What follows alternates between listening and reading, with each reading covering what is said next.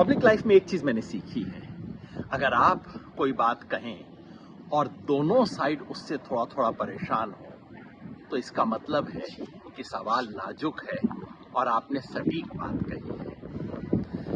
यही इस बार हुआ। जब से मैंने कल रात को लोकसभा चुनाव के आकलन 5वें फेज के बाद अपना फाइनल आकलन पेश किया एक वीडियो में, तब से प्रतिक्रिया देखने के बाद से मुझे लगा कि भाई तीर सही निशाने पे लगा है। बीजेपी वाले ट्रोल तो हमेशा ही गाली गलौज करते हैं, उन्होंने इस बार भी गाली गलौज की, बात को ऐसा तोड़ मरोड़ के पेश किया। कुछ इंडिया गठबंधन के लोग भी इस प्रोपेगेंडा से विचलित हो गए। अरे क्या बात कह रहे हैं आप, आपने क्या कह दिया। मुझे ये सब सुन के गुस्सा भी आया, हंसी भी आई, लेकिन एक गहरा संतोष भी हुआ। गुस्सा इस बात का कि मीडिया कैसे पेश कर रहा है। मैं कह रहा हूं कि बीजेपी को कम से कम 2019 से 50 सीट का नुकसान होगा, 250 से कम आ सकती है। बीजेपी को मेजॉरिटी मिलने का सवाल नहीं होता है और ये संभव है कि एनडीए को भी मेजॉरिटी ना आए।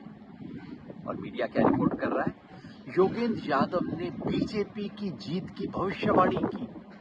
अरे मीडिया चलाते हो कि चुटकुले की दुकान चलाते हो।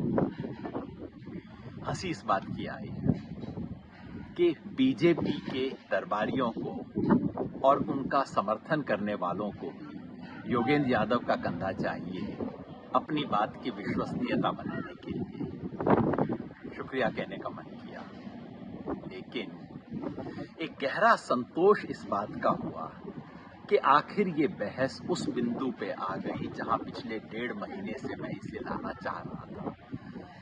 1.5 महीने से मैं कह रहा हूं कि भाई ये 400 पार की बात टोटल फिजूल है, बकवास है, 420 है, झूठा प्रोपेगेंडा है, इस पे बात करने की जरूरत नहीं है। इतने महीनों तक बात करने के बाद अब मीडिया ने इस पे पूर्ण विराम लगा दिया है। मैं ये भी कह रहा हूं कि 303 के ऊपर जाने की बात नामुमकिन है। लगता है 303 के ऊपर की बात करने वालों ने भी अब वो बात छोड़ दी है।